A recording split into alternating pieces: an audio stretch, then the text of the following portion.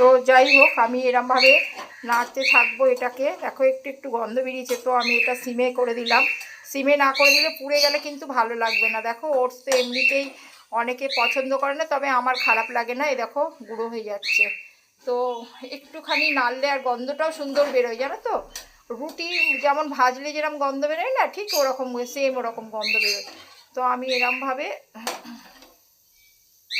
আমি ওটসটাকে একটু এরমভাবেই করে নেবো। আমি সব কিছুর মধ্যে এই ওটসটা একটু এরম টেলে নিয়ে আমি সব কিছুর মধ্যেই এ করি। দেখো গুঁড়ো গুঁড়ো হয়ে যাচ্ছে, আর একটু মচমচে করে নিলে আরও সুন্দর লাগবে খেতে।